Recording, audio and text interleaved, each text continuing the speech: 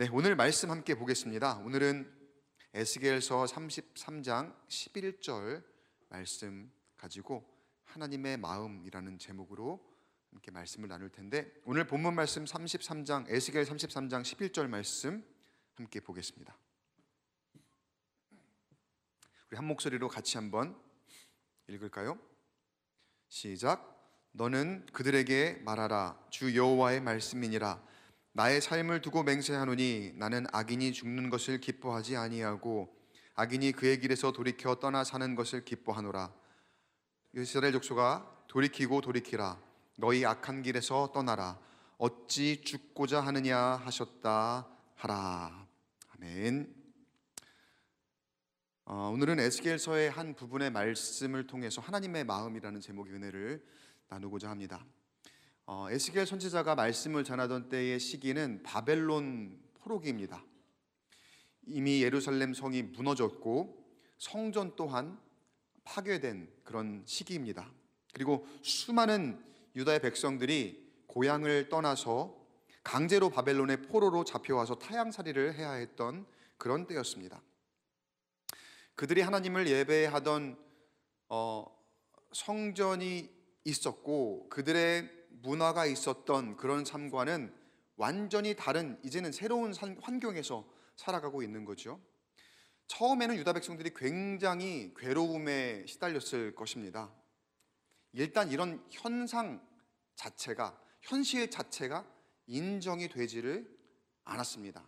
왜냐하면 그들의 관념 가운데에 절대로 무너지지 않을 것 같았던 예루살렘이 무너진 거거든요. 그러니까 예루살렘 성전이 파괴되고 그 성이 불타버렸던 거거든요. 하나님이 계시기에 하나님이 무조건, 사람들은 그렇게 생각했어요. 언제든지 반드시 지키실 것이라고 생각했기에 무너질 일은 없을 것이라고 여겼던 그 시온성 예루살렘이 무너진 거거든요. 그러니까 이 사건은 유다 백성들에게 엄청난 트라우마였습니다. 그래서 현실 자체가 인정되지 않는 그런 상황에다가 자신들은 포로로 바벨론에 끌려와 있는 그런 상황이거든요. 근데 제가 더 놀라운 사실을 알려드릴게요. 처음에는 그 사람들이 너무 충격을 받아서 그 자체가 트라우마였던 유다 백성들이 나중에는 이 포로의 생활에 너무나 잘 적응을 해버립니다. 그의 육신적인 삶으로나 심지어는 영적으로나. 너무 실용적으로 생각하고 현실주의적으로 생각하면은 사람이 어떻게 되느냐면요, 태세를 전환합니다. 때로는 이게 이로울 때가 있습니다. 빨리빨리 태세를 전환하고 빨리빨리 환경에 적응하는 거, 그게 이제 사람이 잘하는 거라고도 하죠. 그런데 일반적인 삶에서도 너무나도 쉽게 태세를 전환하는 것이 그렇게 썩 좋지는 않죠. 막 순간순간 확 너무나 바뀌어버리고 그러면은 사람이 되게 가벼워 보이잖아요. 근데 이게 믿음의 영역으로 들어오게 되면은 훨씬 더 큰 문제가 됩니다. 작게는 자신이 믿고 있던 신념을 배신하는 것이기도 하지만, 크게는 나의 삶의 기준이 되는 우리의 신앙이 있습니다. 그 신앙이 우리 삶에 얼마나 큰 기둥이 되는지 몰라요. 그 기준이 되거든요. 근데 나의 삶의 근간이 되는 그 신앙을 배신하는 것이기 때문입니다. 그래서 그동안 내가 믿고 있었던 것은 가짜인가 보다, 잘못된 것인가 보다 라고 생각하면서 새로운 환경에 적응을 하려고 하게 되더라는 거죠. 여러분, 우리가 좋은 말로 뉴 노멀이라는 얘기 많이 하죠. 뉴 노멀. 이게 쉽게 말하면 새로운 환경에 적응하는 거거든요. 지금 이 시대에 지금 전쟁으로 인해서 유가가 막 이렇게 폭등하고 있고, 또 환율이 1,500원을 넘어가는 그런 시대잖아요. 그러니까 경제적으로 보았을 때 이게 이제 경제학자들이나 많은 전문가들이 이게 일시적인 현상이 아니라 앞으로는 환율 1,500원 시대가 뉴 노멀이 되지 않을까라는 그런 예측도 조심스럽게 내놓고 있더라고요. 그러니까 뉴 노멀의 시대를 살아간다고 내가 인정하는 것, 그게 어찌 보면은 지혜로운 것 같아 보입니다. 이전에로 돌아가는 것이 불가능하다고 생각이 판단이 되면 빨리 새로운 환경에 적응을 하는 거야. 그게 지혜로운 것 같은데 이게 한편으로는 영적으로 생각하면 굉장히 이게 위험한 거라는 거예요. 우리가 코로나 시대를 겪으면서 굉장히 큰 충격을 받지 않았습니까? 이게 거의 이제 우리가 지나고 보니까 별거 아닌 것 같지만 그때에는요 마치 유다 백성들이 예루살렘 성전이 파괴됐을 때에 가졌을 만한 그런 트라우마 같은 충격이 우리에게 있었던 거나 마찬가지거든요. 여러분은 별로 그렇게 생각 안 하시다 보다 저는 엄청난 충격이었어요. 아무튼 왜냐하면 예배를 못 모이게 하는 거예요. 현장에 우리가 늘 드렸던 예배의 자리인데 거기에를 예배 와서 하지를 못하게 하니까 너무나 큰 충격이고 이거 어떻게 해야 되나 진짜 갈피를 잡지 못할 만한 그런 환경이었더라는 거죠. 근데 거기에서 많은 사람들이 기도하는 가운데에 또 많은 교회가 그 가운데에 지혜롭게 나름대로 생각한다고 했던 것이 다 이제 미디어 영상을 통해서 꼭 우리가 이 자리에 현장에 모여야만 그게 공간이 아니다. 우리가 가상의 공간에서도 함께 모일 때 그것이 우리의 예배의 자리이고 그것 또한 하나님께서 받으시는 예배라는 새로운 개념을 우리가 만들어냈잖아요. 그러면서도 이제 뭐 감염률이 점점 높아지고 사람들이 그런 이 코로나를 점점 두려워하기보다는 이제 같이 가야 되는 거야 라고 하면서 위드 코로나 얘기 많이 나왔잖아요. 위드 코로나. 이제 위드 코로나 시대야. 그리고 그것을 소위 아까 제가 얘기한 뉴 노멀이라고 얘기를 했어요. 이제 코로나랑 같이 살아가는 시대고 이게 기준이야. 이제 이게 그냥 우리 삶의 스탠다드가 된 거야. 근데 우리의 삶에서는 그렇게 타협할 수 있다라고 생각하지만 어쩔 수 없이 그게 어느 순간부터 영적인 부분에까지 그 뉴 노멀의 유혹이 침투하기 시작하더라는 거예요. 어떻게 해요? 그때 얘기하지 않았어요, 목사님? 현장에서 꼭 예배하지 않아도 예배가 될 수 있다고 했잖아요. 미디어로 영상으로 예배하는 것도 충분히 하나님 받으시는 예배라고 했잖아요. 그렇게 예배하니까 좋던데요. 편하고 좋던데요. 라고 하면서 현장에 마땅히 우리가 와서 그 전에 감격하며 감동하며 또 함께 우리의 정을 나누고 또 우리의 기도 제목을 나누고 함께 이 안에서 뜨겁게 예배했던 그런 모습들을 잊어버리고 거부하고 그런 우리 안에 진정한 예배의 모습이 사라지고 있었더라는 거예요. 그럼에도 불구하고 우리는 아무렇지 않게 여기던 우리의 영적 상태의 모습 혹시 우리 가운데도 있지 않았습니까? 그리고 그걸 우리가 과연 뉴 노멀이라고 포장할 수 있을까? 그러한 좀 유식하고 있어 보이는 그런 용어로 우리가 그 우리의 영적인 상태를 포장할 수 있을까? 이것도 어떻게 보면 우리의 믿음의 태세 전환인 거죠. 좀 심하게 말하면 우리의 신앙의 배신인 거죠. 근데 이런 현상은 왜 일어날까요? 유다 백성들이 포로기에 접어들어 와 있음에도 너무나도 그 현상 가운데에 그 삶 가운데 잘 적응해 가며 하나님을 예배하는 데 갈급함이 없는 그런 모습, 이런 현상은 왜 일어난 걸까요? 그들은 분명히 자신들이 신앙인이라고 했고 우리는 하나님의 백성이라고 했고 우리는 저 시온성 예루살렘에 사는 사람들이라고 자부하고 있었는데 왜 이런 현상이 일어나는 걸까요? 그 이유는 그 신앙의 기준이 나였기 때문입니다. 우리 신앙생활의 기준이 하나님이 아니라 나였기 때문이라는 거예요.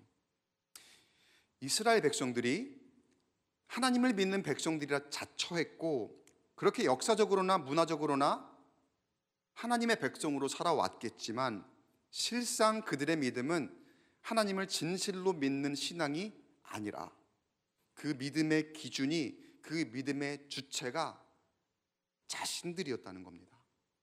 그래서 막연하게 우리는 하나님을 믿는 백성이야 겉으로는 표방하지만 그 중심을 하나님께 드리지는 못하고 하나님이 오히려 자신들을 위해서 무엇인가 해주시는 분 정도로 생각하는 신앙이었더라는 거죠. 처음에는 어땠는지 몰라도 적어도 그들이 아수르에게 멸망할 때, 바벨론에게 멸망을 당할 때에는 그들의 신앙의 상태는 딱 그 정도였더라는 거예요. 지금 아수르, 바벨론 얘기 나왔으니까 좀 얘기를 더 드리면은, 이스라엘 분열왕국 시대의 역사를 보면 북왕국 이스라엘이 먼저 아수르에게 멸망을 당하죠. 그때 아수르는 남왕국 유다에게도 굉장한 강력한 위협이었습니다. 근데 남유다는 위태위태하긴 했죠. 근데 결국은 남유다는 아수르로부터는 살아남게 됩니다. 그런데 그 결과가 오히려 남유다 백성들에게는 영적인 자만과 교만으로 이어지는 부정적인 계기가 됩니다. 남유다 백성들에겐 굉장한 프라이드가 있었거든요. 그게 왠 줄 아세요? 예루살렘이에요. 예루살렘. 우리는 예루살렘 보유국이야 라고 하는 그런 프라이드, 남유다의. 저 북왕국의 수도는 사마리아였잖아요. 그러니까 그들은 사마리아를 치질 않았어요. 사마리아는 가짜야. 진짜 제단은 여기 예루살렘에 있는 거야 하면서, 여기는 시온성, 거룩하다 여기는 시온성, 곧 하나님이 계시는 곳, 하나님이 지키시는 곳. 그래서 그 지역에 살고 있는 사람들은 우리는 예루살렘 보유국이니까 멸망하지 않아. 그 어떤 위협으로부터 우리는 살아남을 거예요. 왜냐하면 하나님이 지키실 거니까. 우리는 아수르로부터 살아남았잖아 라고 하는 그런 막연한 믿음, 표면적인 신앙이 그들 가운데에 있었던 거예요. 그런데 그 자부심이 전혀 근거가 없을 수밖에 없는 것이, 겉으로는 그런 프라이드를 표방하고 있었지만 그들의 마음의 중심에는요, 그들은 무엇을 예배하고 있었냐면요, 겉으로는 성전에 가서 예배 형식을 취하고 있었지만 그들의 일상 가운데서는 이방 민족으로부터 들여온 이방 종교와 문화를 따르는데 아무런 거리낌이 없었습니다. 표면적으로는 하나님을 예배한다고 하지만 그 성전에서 드리는 예배는 다 형식적인 것뿐이었지, 그들의 마음의 중심은 다른 곳을 향하고 있었더라는 거죠. 그런 백성들이 예루살렘의 멸망을 목도합니다. 그리고 충격을 받았다고 했습니다. 그리고 지금 바벨론의 포로기를 살고 있습니다. 근데 처음 충격받았던 그 사람들의 마음이 지금 우리가 말씀을 나누는 에스겔서에서 에스겔이 이야기하는 그들 가운데의 마음 상태는 어떤 모습일까? 결국은 여러분, 하나님은 이스라엘서부터 유다까지 모든 이스라엘 자손들을 심판하신 거거든요. 오죽하시면 아수르와 바벨론이라는 그 이방 민족의 힘을 사용하시면서까지 그들이 그런 수치를 당하게 하셨을까? 때로는 좀 너무 심하시다라는 그런 생각도 좀 들어요. 그래도 하나님의 백성들인데 저 이방 민족들에게 그런 수치를 당하게 하실까? 근데 우리가 하나님의 본심을 안다면, 하나님의 마음을 안다면, 그리고 오늘 우리가 에스겔서를 통해서 들려주시는 말씀까지 우리에게 향하시는 하나님의 마음을 안다면, 우리가 어떻게 해야 할까 또한 깨닫게 될 겁니다. 그럼 하나님은 왜 그렇게 하셨을까? 결론부터 말씀드리면, 하나님의 심판의 이유는 모든 이 예언서, 선지서를 통해서 주신 하나님 메시지는 똑같아요. 수많은 선지자들이 있지만 그 메시지는 일관되게 하나입니다. 뭐냐? 그 심판의 이유는 그들이 깨닫고 돌이키기를 원하시는 것이라는 거예요. 그럼 그 말씀을 듣는 이 백성들은 하나님의 그런 마음을 얼마나 헤아리고 있었을까요? 지금 바벨론 포로기에 살고 있으면서 타향살이를 하던 백성들의 이 마음은 어땠을까요? 우리가 오늘 에스겔 선지자를 통해서 들려주시는 하나님 말씀을 들어보면 여전히 크게 다르지 않은 모습임을 우리가 알 수가 있습니다. 그런 가운데 특별히 오늘의 이 한 절의 말씀은 에스겔을 통해서 너무나도 간절하게 호소하시듯이, 그러니까 하나님이 백성을 향해서 뭐 이렇게 막 명령하시고 지시하시고 그런 게 아니라 오늘의 말씀은요, 간절하게 호소하시듯이 백성에게 말씀하시는 그런 모양이에요. 오늘 11절 한 절만 가지고 제가 오늘 이야기를 드릴 건데 다시 한 번만 읽어볼게요. 근데 천천히 이 말씀에 하나님의 어떠한 이 어떤 감정이 묻어나는지 한번 여러분이 생각하시면서 읽어보셨으면 좋겠어요. 33장 11절 다시 한번 읽어볼게요. 시작. 너는 그들에게 말하라. 주 여호와의 말씀이니라. 나의 삶을 두고 맹세하노니 나는 악인이 죽는 것을 기뻐하지 아니하고 악인이 그의 길에서 돌이켜 떠나 사는 것을 기뻐하노라. 이스라엘 족속아, 돌이키고 돌이키라. 너희 악한 길에서 떠나라. 어찌 죽고자 하느냐 하셨다 하라. 여러분, 말씀 가운데, 여기 말씀 가운데 핵심이 무엇입니까? 하나님께서 백성들에게 분명히 충격을 주셨어요. 지금은 포로기, 그러니까 엄청난 충격 가운데 이 백성들이 살고 있는 거란 말이에요. 근데 그 충격을 주신 이유는 그들의 잘못을 뉘우치고 다시 하나님께 예배로 돌아오기를 원하시기 때문입니다. 그게 하나님의 본심이고 하나님의 이유라는 거예요. 근데 지금 이때 보세요. 포로기잖아요. 환경을 보았을 때 이들에게 뭐 엄청나게 거창한 걸 바라시겠습니까?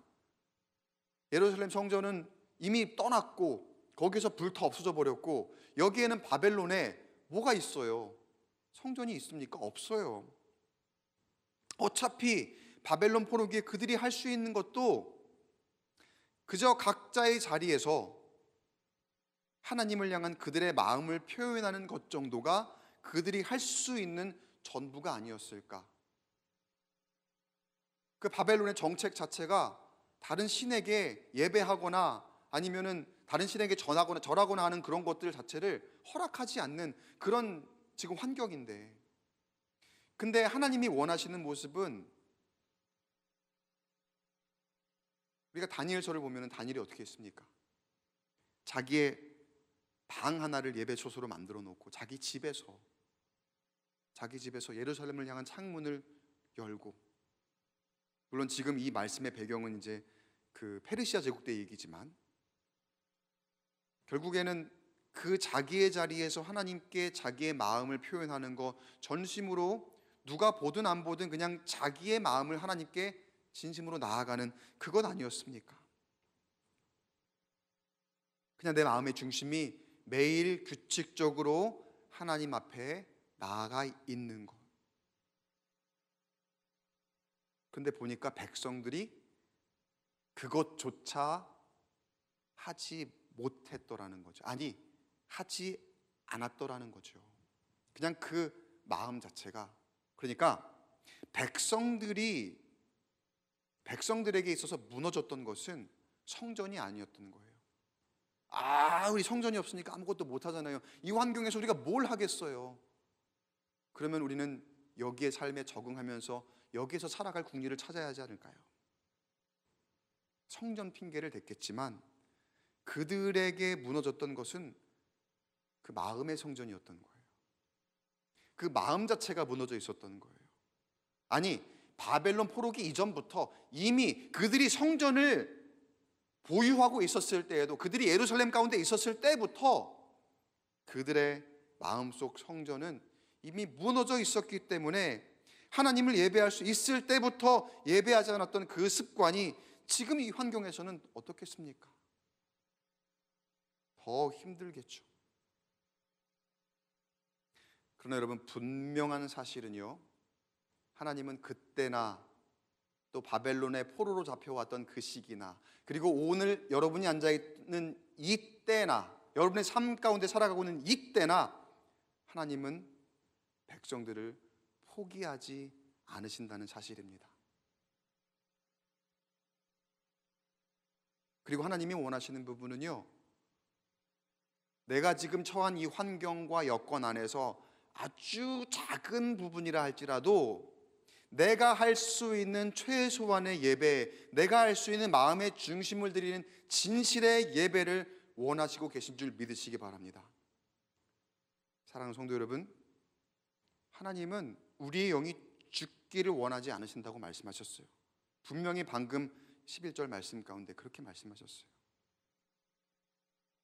우리가 하나님을 떠나 예배하지 않으며 악인이 되었을 때라도 하나님 뭐라고 말씀하셨냐면요, 그 악인이 죽기를 원치 않으시고 그 길에서 떠나 살기를 기뻐하신다. 우리가 살기를 원하신다는 거예요. 근데 우리가 가는 길이 자꾸 죽고자 하는 길로 가더라는 거죠. 너희가 어찌 죽고자 하느냐? 하나님이 얼마나 안타까워하세요. 그 말씀을 하신 하나님의 마음을 헤아려 보시기 바랍니다. 하나님이 많이 마음 아파하십니다. 우리가 예배하지 않는 삶, 하나님 없이 사는 모습, 하나님 없어도 괜찮다라고 생각하는 그런 모습, 예배가 무너지고 영혼이 메말라가는 그 모습이 곧 죽음이기에 하나님 보시기엔 그 죽음이거든요. 하나님은 우리로 하여금 그 길에서 떠나 살기를 원하시며 아파하고 계신다는 거예요. 하나님께서 이 시간 우리 가운데도 단호하게, 그리고 또 한편으로는 애타게 말씀하십니다. 방금 11절의 말씀처럼 여러분 저를 한번 따라하겠습니다. 돌이키고 돌이켜라. 이게 하나님 주신 말씀이거든요. 이것이 하나님의 명령이면서 동시에 우리를 향한 애원인 줄 믿으시기 바랍니다. 여러분, 왜 돌이키고 돌이켜라 반복하실까요? 첫째로 우리가 잘 안 들으니까. 참 한 번 말해서 안 들어요. 우리가 물론 두 번 말한다고 듣느냐, 그것도 아니겠지만 결국 이제 반복하는 거는 하나의 강조하는 하나님의 어떤 어법이거든요. 잘 안 들으니까. 두 번째가 더 중요한 이유예요. 왜 반복하시느냐면요, 하나님이 우리를 절대로 포기하지 않으신다는 의지입니다. 하나님은 우리가 무너진 상태로 살아가는 것을 원하지 않으십니다. 다시 예배의 자리로 돌아오기를 기다리고 계시는 줄 믿으시기 바랍니다. 열왕기상 말씀 보면은 엘리야 선지자가 갈멜산에서 아합의 바알 선지자 400명과 영적인 대결을 펼치는 그 장면을 소개를 하죠. 그때 엘리야가 하나님 앞에 예배하기 전에 했던 행동이 있었습니다. 무너진 제단을 수축했다라고 합니다. 성경에 보면. 그러니까 제단이 없었던 것이 아니에요. 제단이 어떻게 되어 있었다고요? 무너져 있었다. 무너진 제단. 그러니까 이미 제단이 있었지만 제단이 무너져 있었고 그냥 방치되어 있었던 거예요. 제단이 벌어져 있었던 거예요. 무너진 제단, 방치되었던 예배의 자리를 보여주는 것이고 당시의 백성들의 영적인 상태를 보여주는 것이 바로 그 무너진 제단이었다는 거죠. 근데 엘리야가 제일 먼저 뭘 했다고요? 그 제단을 고쳤다. 제단을 고쳤다. 그런데 그 일을 하기 전에 먼저 행했던 일이 있습니다. 그게 뭐냐면 백성들을 불러 모읍니다. 백성들을 불러 모으고 그리고 난 다음에 그 제단을 고치는 것서부터 백성들이 보게 합니다. 그러니까 이 모습은요, 백성들을 하나님 앞에 불러 모으는 거예요. 여러분, 이 갈멜산의 영적 대결에서 이 부분이 사실상 가장 중요한 부분이에요. 어쩌면요. 백성들을 불러 모으고 그들이 보는 앞에서 무너진 제단을 고쳤다는 거. 먼저 무너져 있는 걸 보게 한 거예요. 이게 우리의 현실이다. 이게 우리의 모습이다. 이게 우리의 영적인 상태다. 그리고 그들 앞에서 그들의 정체성인 12개의 돌, 12지파를 상징하는 12개의 돌을 가지고 제단을 쌓아요. 다시 고쳐요. 그리고 그 제단에서 하나님 앞에 예배하는 가운데에 그 제단에 하나님이 불을 내리시고 응답하신 줄 믿습니다. 여기서 우리가 중요한 질문을 하나 던질 수 있는데요. 왜 하나님이 갈멜산에서 바알의 선지자들과 그런 영적인 대결을 하게 하셨을까? 왜 그런 대결을 허락하셨을까? 하나님이 바알보다 더 위대하신 참 하나님이심을 보여주기 위함이셨을까요? 그래서 아합의 악함과 그리고 바알의 미련함, 이런 것들을 드러내기 위함이었을까요? 물론 그 이유도 있습니다. 그런데 그 영적인 대결 이후에 누가 봐도 엘리야와 하나님이 승리했잖아요. 근데 그 이후의 결과를 보면은요, 아합 왕이 돌이키지를 않아요. 오히려 엘리야를 잡아 죽이겠다고 불을 켜고 막 찾아다니느라 엘리야가 너무너무 힘들어하는 그런 장면을 그 이후에 보게 되잖아요. 그렇다면 하나님은 왜, 누구를 향해, 누구 보라고 이 일을 행하신 걸까요? 아합 왕은 봐도 돌이키지 않았어요. 거긴 달라진 게 없어요. 그럼 누구 보라고? 사실상 이스라엘 백성들을 보고 그렇게 하신 거예요. 이스라엘 백성들이 너희들의 상태를 보아라, 너희들의 무너져 있는 영적인 상태를 보아라, 그리고 너희들이 제단을 다시 쌓아 예배하였을 때에 내가 너희와 함께 있을 것이고, 너희가 돌이킬 때에 너희 예배가 회복될 때가 내가 거의 그 제단에 응답할 때이고 내가 너희와 함께 할 때이다라는 것을 알게 하심을 믿으시기 바랍니다. 그래서 엘리야를 통해서 그 영적 대결을 이루게 하신 거예요. 엘리야가 매우 힘들고 어려운 상황이었지만 혼자였잖아요. 수백 명의 그 바알 선지자들과 대결을 해야 되지만, 그리고 왕 앞에 서야 되는 모습이었지만 엘리야가 하나님 앞에 순종하죠. 그 결과 하늘에서 불이 임하고 하나님은 응답하셨습니다. 그 장면을 통해서 백성들을 깨닫도록 하나님이 인도하신 거죠.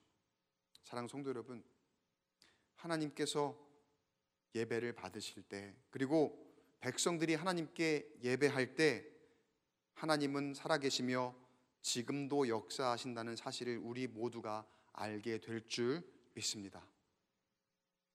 여러분, 이게 돌이킴입니다. 제일 먼저 알아야 될 것은 우리의 현실과 현상이에요. 단순히 감정의 후회나 어떤 내가 잘못했네, 미안했네, 어떤 그런 유감의 표시, 그런 게 돌이킴이 아니에요. 여러분, 진정한 돌이킴은요, 무너진 제단을 다시 세우는 우리의 행위이고 우리의 잃어버린 예배를 회복하는 행위인 줄 믿으시기 바랍니다. 그것이 우리의 참된 돌이킴이고 그것이 하나님께서 우리에게 진정 원하시는 모습임을 여러분 기억하시기 바라요. 우리의 삶에도 분명히 무너진 제단이 있습니다. 하나님께서 에스겔 선지자를 통해서 백성에게 호소하시듯이 그렇게 안타까워하며 말씀하시는 그 하나님의 음성이 오늘 우리 가운데도 그대로 들리고 있어요. 우리에게도 기도가 끊어진 자리, 말씀이 사라진 자리, 형식만 남고 중심이 없는 예배. 근데 우리가 그것을 알면서도 그대로 두고 살아가고 있지는 않습니까? 하나님 오늘도 말씀하십니다. 돌이키고 돌이켜라. 우리 다시 삶의 예배의 자리로 돌아갈 수 있기를 간절히 소망합니다. 여러분, 이거 시간이 없어서 아니에요. 우리 마음이 떠나 있는 거예요. 절대 우리 환경의 문제 아닙니다. 내 방향의 문제입니다. 내가 어디로 향해 있는가. 바라기는 우리 이제 앞으로 방향을 바꾸기를 축복합니다. 하나님 오늘도 동일하게 말씀하십니다. 나는 너희가 살기를 원한다. 이게 하나님의 마음입니다. 그 생명은 예배에서 시작되는 줄 믿습니다. 우리 무너진 제단을 다시 세웁시다. 우리 하나님 앞에 다시 서기를 원합니다. 그때 하나님은 반드시 응답하실 줄 믿습니다. 우리 갈멜산에서처럼 사람들이 보는 자리이든 아니면 포로기에서 사람들이 보지 않는 자리이든 간에 하나님은 예배하는 자에게 하나님 당신을 내보이실 줄 믿습니다.